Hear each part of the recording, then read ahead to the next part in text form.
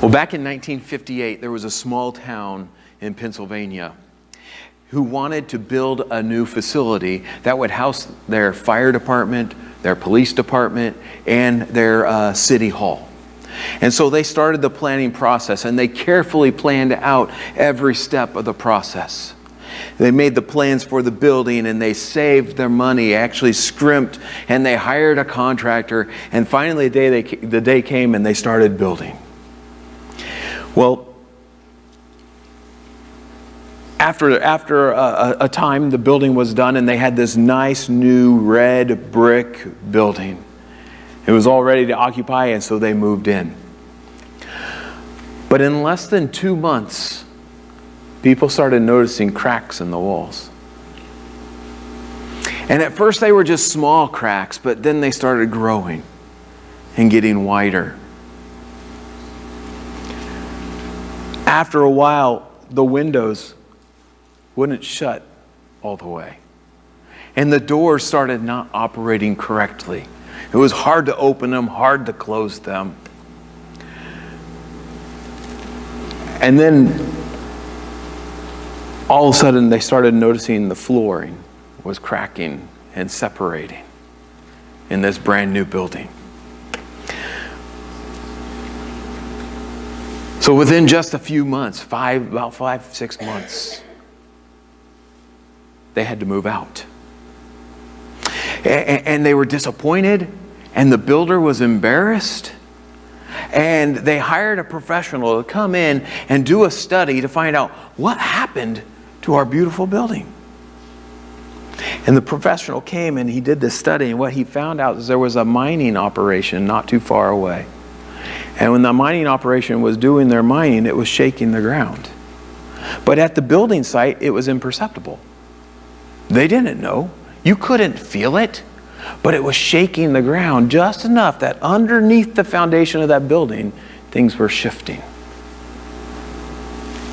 And the building came to a point where it had to be condemned, and it was torn down.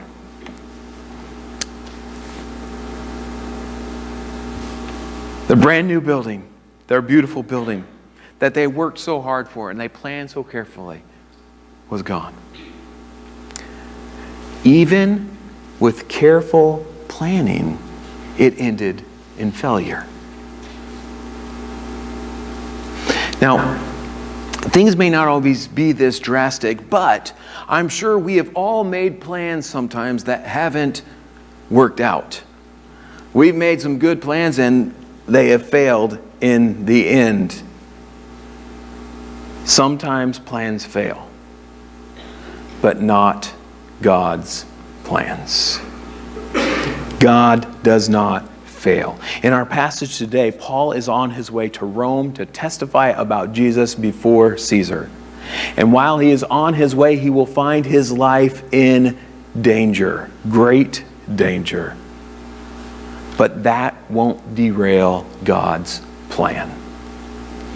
God is sovereign. God is in control. He has a plan, and there is no stopping it. It will come to pass. So we start this morning in chapter 27, verse 1. It says, and when it was decided that we should sail for Italy, they delivered Paul and some other prisoners to a centurion of the Augustan cohort named Julius. And embarking in a ship of Adramyttium, which was about to sail to ports along the coast of Asia, we put to sea accompanied by Aristarchus, a Macedonian from Thessalonica. The next day we put in at Sidon, and Julius treated Paul kindly and gave him leave to go to his friends and be cared for. And putting out to sea, from there we sailed under the lee of Cyprus, because the winds were against us. And when we had sailed across the open sea along the coast of Cilicia and Pamphylia, we came to Myra in Lycia. There the centurion found a ship of Alexandria sailing for Italy and put us on board. Now let's stop there for a second and see what's happening. If you remember, Jesus had told Paul, you will stand before Caesar and testify about me. And he gave him that promise. Then Paul had a couple different trials, legal trials, but he found no justice in those trials, and then he appealed to Caesar. And so now he needs to be taken to Caesar, and now he is being sent to Caesar. And so for this trip, he's put under a new guard. And the guard is from the imperial military, the military that would take care of everything that was related to Caesar, the emperor himself. There are at least two people traveling with Paul here. First is Luke. If you notice, it says, we did this. And Luke is writing, and he says, we. And so Luke is with him. And then also Aristarchus. And they're probably there with Paul in order to take care of him, to provide him with food and stuff like that. Because in Rome, when you were imprisoned, you still had to provide for yourself. They didn't pay your way. And so they were probably there to help take care of him. The centurion, his name was Julius, and we were told that he was kind to Paul. Now, and he actually, he probably knew about Paul, about his situation and what he was done, that he was innocent, that they found nothing wrong with him, that he was a religious man, and that he was not a threat. But he was kind to Paul, and he even let him visit some friends. Now, he would have been guarded. He wouldn't just okay, take off, and we'll see you in a couple hours. But he would have been guarded. But he let Paul go to see some of his friends when they were in this one port. And they were probably going so that they could help them and give him some support, some financial help or food or something like that along the way. But he lets him go see his friends and get some help and get some supplies. And we're told here about their traveling. The thing about when you were traveling by sea, you had to make arrangements. And the way you made arrangements is you basically went and you found a cargo ship that was traveling around like trading and selling, buying and selling. And so you would basically just find a ship that was headed in the right direction and make arrangements or an agreement to go on board and travel with them. That's how it happened back at that time. But that also meant that you made many stops along the way. Because wherever there was a port where they could buy and sell, they would stop and buy and sell. They were in that for business, for making money. But we're given a lot of details about so they went to here, then they went to here, and they went to here. And Luke may be telling us to show the great distance that Paul is traveling. And it makes me think of when Jesus says, you will be my witnesses in Jerusalem and Judea and Samaria and to the ends of the earth. And so here Paul is traveling a great distance. The gospel is going to the ends of the earth. Well, the last thing we read is that they found a new ship that was headed towards Italy, and they got on board. Let's continue reading verse 7. It says, we sailed slowly for a number of days and arrived with difficulty off Cnidus. And as the wind did not allow us to go farther, we sailed under the lee of Crete off Salmon. Coasting along it with difficulty, we came to a place called Fair Havens, near which was the city of Lasea. And so they're in a sailing ship, let me remind you of that. So there are no motors on these boats. So they are at the mercy of the wind. But the wind is not treating them well on these days. In fact, it's against them. And so they're actually sailing with great trouble. It's hard for them to make progress. And so that means that they are moving slowly, and they are sticking close to the shore in order to protect themselves from some of that wind, so they don't get blown off course. And so they're moving slowly, sticking close to land for protection from the wind, but they finally end up in a place called Fair Havens, in a port called Fair Havens. But it says that they took a number of days. We don't know exactly how many of that is, but it sounds like quite a few. They should have only taken 2 for them to travel that distance. So it was a hard travel, and it took them longer, and their trip is taking longer than it should take. Well, let's keep reading then, verse 9. Since much time had passed and the voyage was now dangerous, because even the fast was already over, and the fast there refers to the Day of Atonement, Paul advised them, saying, sirs, I perceive that the voyage will be with injury and much loss, not only of the cargo and the ship, but also of our lives. So they're taking too long to travel, taking too long to get to Rome. And like I said, so he mentions the fast, which is the Day of Atonement, which means it's late September or early October at this point. The thing is with winter travel on ships, on water, was very dangerous because of the wind and the storms that could come up. And most ships stopped sailing around mid-September. And none of them would sail after early to mid-November. And so here we are in the middle of a questionable window of time. And so they have this kind of a meeting together to decide what they should do. And Paul advises them from his own experience and from his own wisdom, I don't think we should go. It's not a good time. It's dangerous, and I think that we're going to lose the ship and we may even die. So he advises them not to go. It's not a good idea. It's not safe. Look what happens, verse 11. But the centurion paid more attention to the pilot and to the owner of the ship than to what Paul said. And because the harbor was not suitable to spend the winter in, the majority decided to put out to sea from there on the chance that somehow they could reach Phoenix, a harbor of Crete facing both southwest and northwest, and spend the winter there. And so the owner of the ship and the pilot have a different opinion than Paul does. And they say, oh no, we can make it. And I'm wondering if there's not a little bit of a machismo going here, a little manly arrogance, a little kind of like, oh, bravado, we can do this. We're men. But they say, oh no, it's not a problem, we can do this. And the centurion listened to the professionals, which makes sense. Would I listen to the prisoner or would I listen to the professionals? The professionals say we can do it, so let's do it. But why are they even having this conversation? It's because the harbor there at Fair Havens is not good for the winter. Possibly it was too open and the waves would come in and ruin the ship or mistreat the ship or something. But it's not a good place to stay for the winter. But Phoenix is only about 50 miles away. So they said, well, let's go to Phoenix. Because 50 miles, that's less than a day if there's good sailing. And so they say it's worth the risk. The majority then decide that it's worth the risk to get to Phoenix, to a better harbor. Now, here's what strikes me about this. The majority make this decision. The majority is going to be wrong. Because we haven't read it yet, but it's not going to end well. So the majority makes a bad decision, which is really not that surprising to me because it's not unusual that a majority may still make a wrong decision or a bad decision. It happens.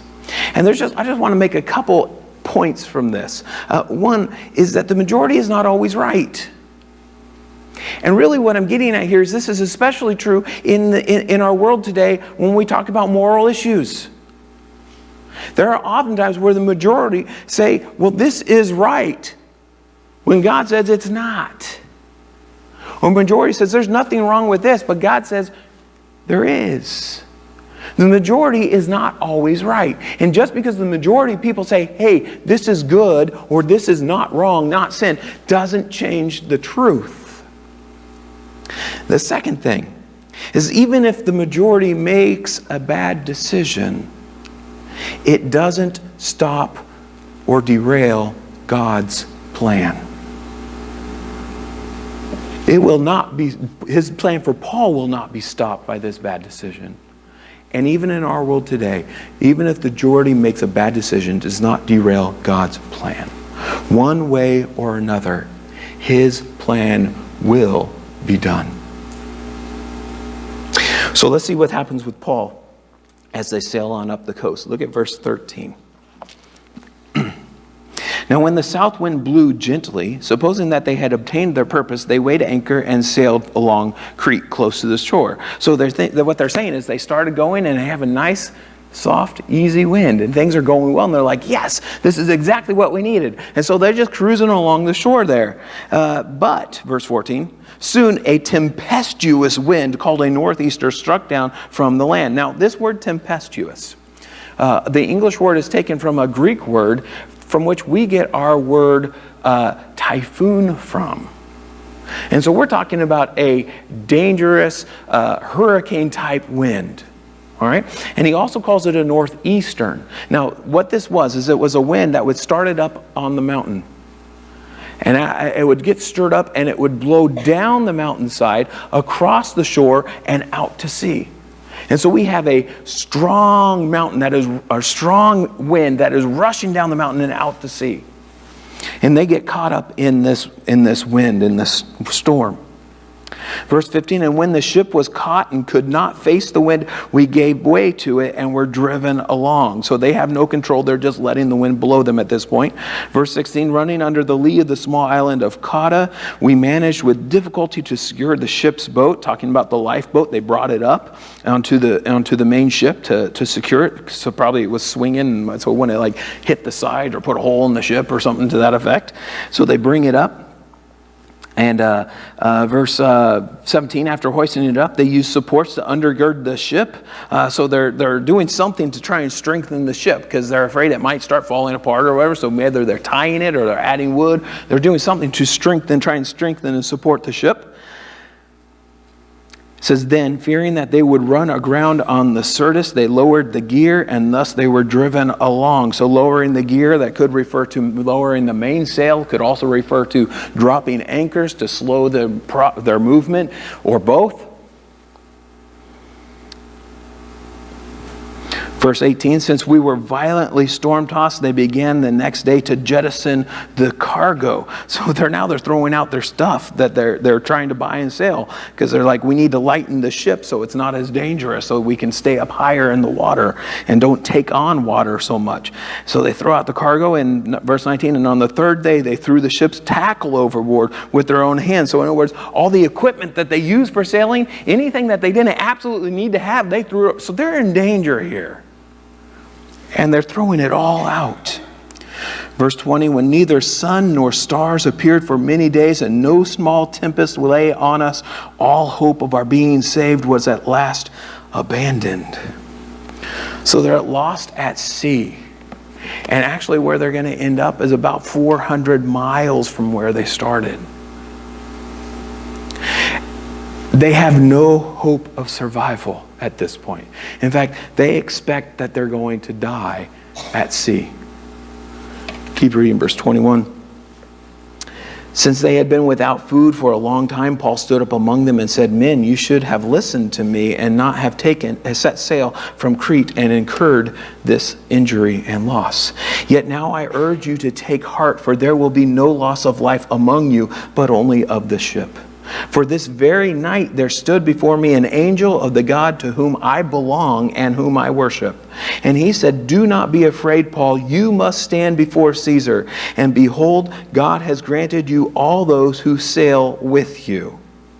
So take heart, men, for I have faith in God that it will be exactly as I have been told. But we must run aground on some island. And so it says they've been without food. That doesn't mean they didn't have food. It just means that they haven't been eating it. Why?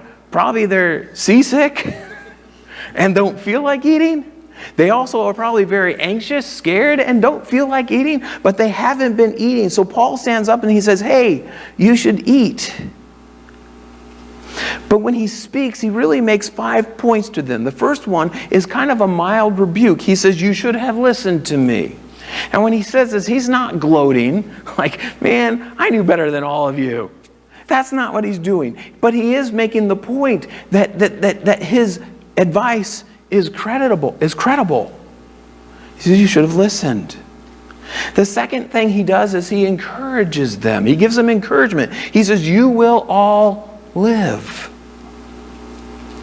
Then he tells us the reason for that. Why does he have this hope? Why does he think that they will all live? He says basically because God told me. The God who I belong to, the God who I worship, he told me. He made me a promise that he will save not only just Paul, but everyone who is with him. And so God has made this promise to him. Now, notice for a second here. Why is God saving this ship full of people? Because he's saving Paul. He's saving the ship full of people so that Paul can get to Rome. Paul needs to get to Rome and do what God has said that he would do. You see, God is protecting his servant. But in this situation, all the other people on that ship are benefiting from being with Paul, from being around Paul. Now, you've heard the term collateral damage. You know, in a war, there are non-military targets or things that get hit and get destroyed, and it may not have been your target, but it sometimes happens. It's collateral damage. And here we have people who are getting collateral blessing, if I will. All right? So God is protecting Paul. He's protecting his servant, but all those who are with him are being blessed as well because they're around him.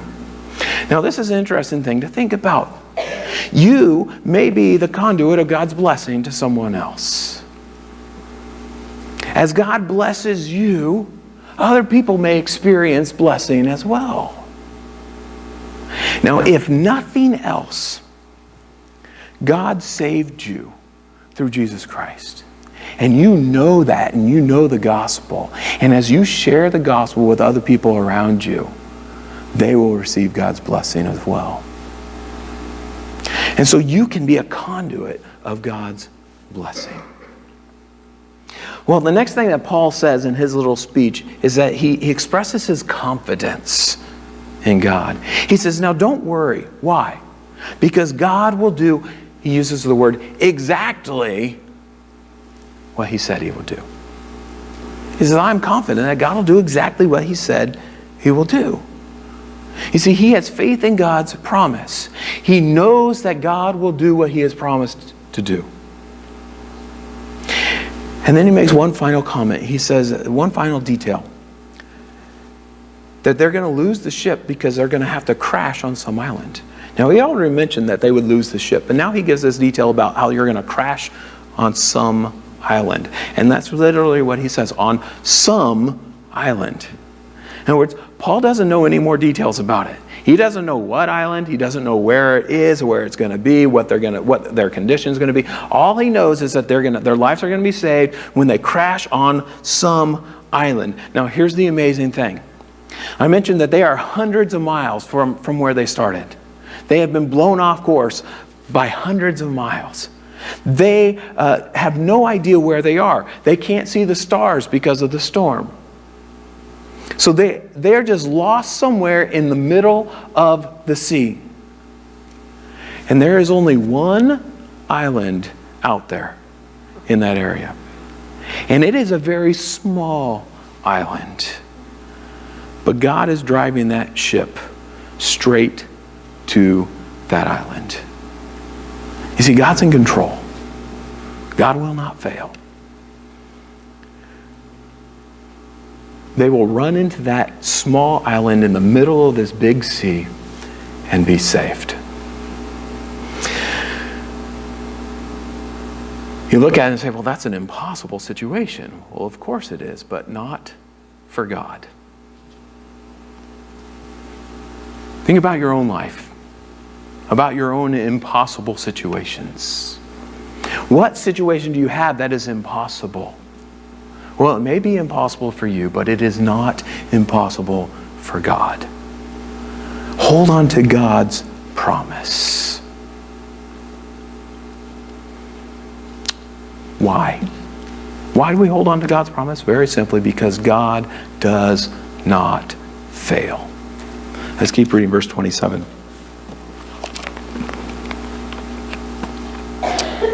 When the 14th night had come and we were being driven across the Adriatic Sea, about midnight the sailors suspected that they were nearing land. They're professional sailors, and somehow they think, I think we're close to land. Whether that's because they can hear some noise of waves in the distance or whatever it is, they know or think we're getting close to land. So, 28, so they took a sounding and found 20 fathoms. A little farther on, they took a sounding again and found 15 fathoms. Now, a fathom is about 6 feet. And so there are two measurements that first they take one and they're it's 120 feet. And the next one, it's about 90 feet. So the water is getting shallower. So they're getting closer to land.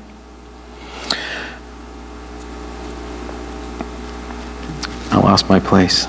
Verse 29, and fearing that we might run on the rocks, they let down 4 anchors from the stern and prayed for day to come. They don't want to run into this island at night where they can't see anything and don't know where they're going. So they drop the anchors to slow them down, to hopefully hold them away from the island so they can crash in the morning in the light rather than in the dark.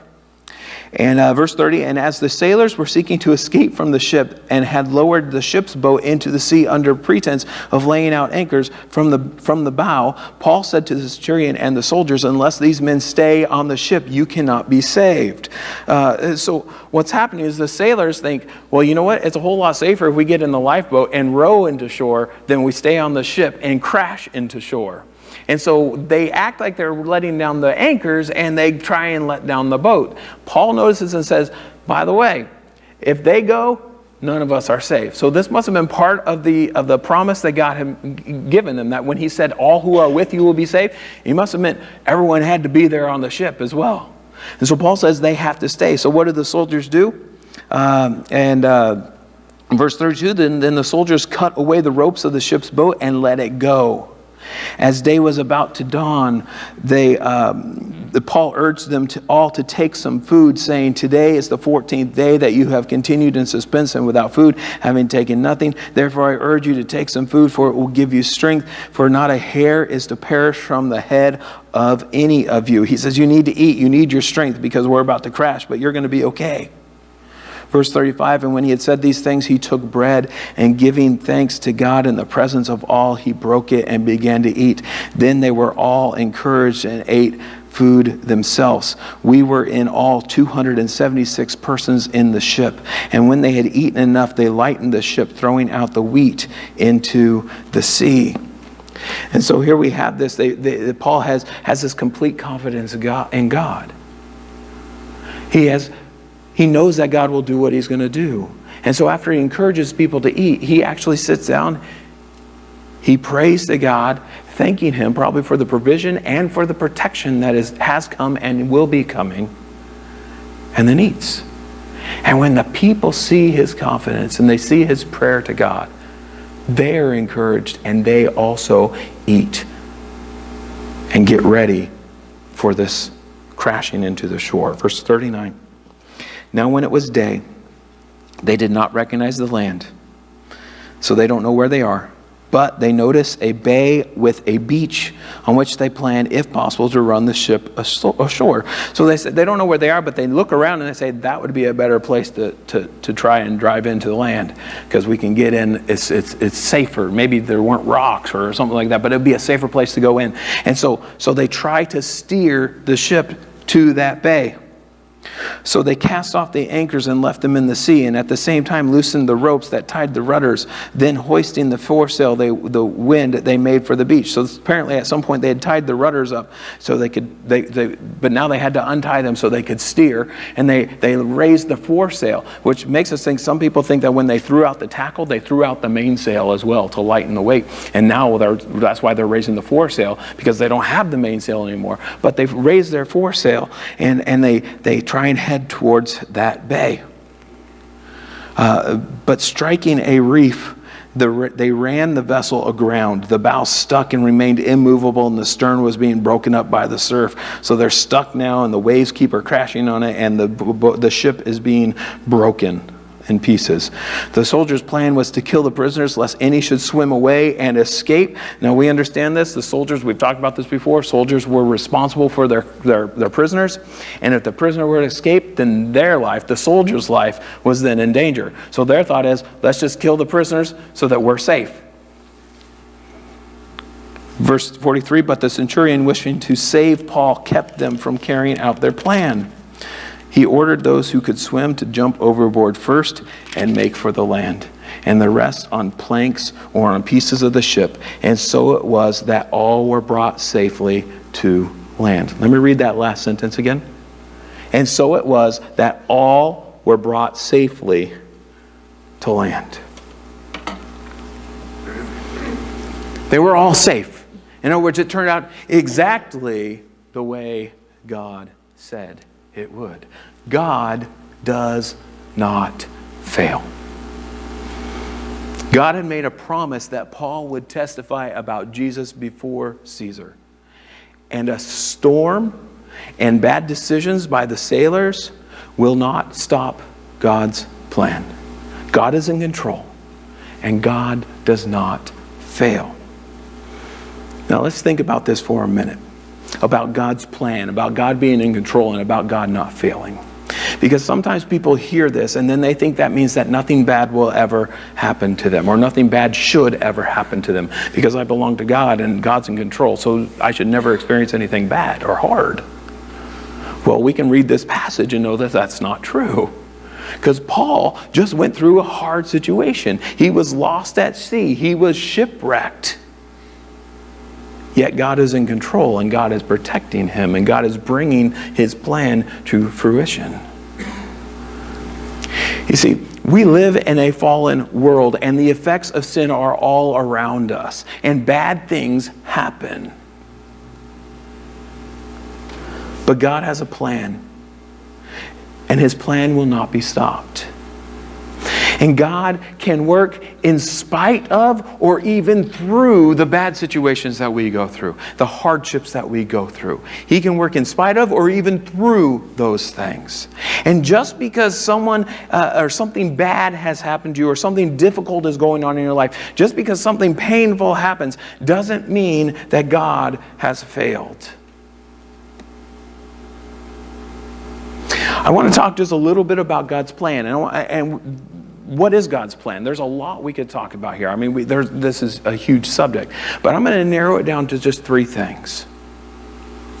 First of all, God's plan is to save people and to make us righteous, to make us holy, to make us like Jesus. Now, I could read you a myriad of verses from the Bible to explain this, but let me just read one. Ephesians 1:4 says, He chose us in Him, in Christ, before the foundation of the world, that we should be holy and blameless before Him. So God chose us to save us. Why? So that we might become righteous, so that we might be holy, that we might be like Jesus. Secondly, God's plan is for His people to take the gospel message to others. 2 Corinthians 5:18 says, all this is from God, who through Christ reconciled us to Himself and gave us the ministry of reconciliation. He's saying what God saved you and brought you back into a right relationship with Him. And when He did that, what did He do? He gave you a ministry of reconciliation. He gave us all that ministry. Reconciliation is telling others how they can be made right with God, how they can come back into a right relationship with God. He said that's God's plan. Well, we also know Jesus said, go and make disciples. He says, you will be my witnesses. That's God's plan. We have been given this ministry of reconciliation. Thirdly, God's plan is for His people to do the work that He has determined for them to do. In Ephesians 2:10, we know Ephesians 2:8 and 9, because it talks about, for by grace are you saved through faith and not of works. But Ephesians 2:10 says, for we are His workmanship, created in Christ Jesus. Why? For good works, which God prepared beforehand that we should walk in them. You see, God has a plan for you. He says you are His workmanship, His masterpiece. He is working in you and through you. He has work for you to do. Good works for you to do, that He prepared beforehand. Now, I love this idea, because part of God's plan is that He has work for you and I to do. You know what that means? That means you don't have to wonder, does God have something important for me to do in this world for Him? You don't have to ask that question. You know why? Because He's already answered it. Yes, He has work for you to do. And He says that you are His workmanship. You're His masterpiece. God doesn't make junk. And He has work for you to do. He's going to work through you. And God does not fail. Let me tell you just a couple stories, short stories. The first one I think I've told you about before. It's just what happened to me. When I was in junior high, I was riding my bike and I got hit by a pickup truck. And long story short, I walked away from that accident with some scrapes and bruises, maybe a torn ligament. But it was just, I walked away. But if you look at the situations, it seems like it was miraculous that I did not fall underneath the back wheels of this truck that hit me, but I bounced and rolled away. And if you look at the situation, it seemed very miraculous. And you know what people said to me? God must have something for you to do. And you know what? I don't disagree with that statement. But you know what? I can know that without having gone through that experience. I know that from reading God's Word. He has something for all of us to do. Let me tell you another story. You may know the story of Joni Eareckson Tada. When she was a teenager, she had a diving accident, broke her neck, and became paralyzed. And when she was laying in that hospital, she thought, my life is over. But what has she done since then? More than she ever would have imagined. She has had an incredible ministry. And she has reached people who are handicapped, who are disabled, that many of us would not be able to. She's had a great ministry throughout the world with people. God has used her in a mighty, mighty way. Now, some people may have looked at her story and said, it's over. But in reality, God has something to do for her. Now, we know that God has work for us to do because His Word tells us so. And when we look at our stories and the things that happen to us, we can look at them and say, this is how God has brought us through those things to do the work that He has for us to do. So the story doesn't tell me that God has work for me to do, but the story says, look how God has worked in my life and brought me to the place where I can do what He has for me to do. It's an awesome thing to look and see how God has worked in your life. And I am thankful that God protected my life when I was in junior high. And God did have work for me to do, and He still has work for me to do. And I see that God has brought me to this place. And I am continuing to do what He has called me to do.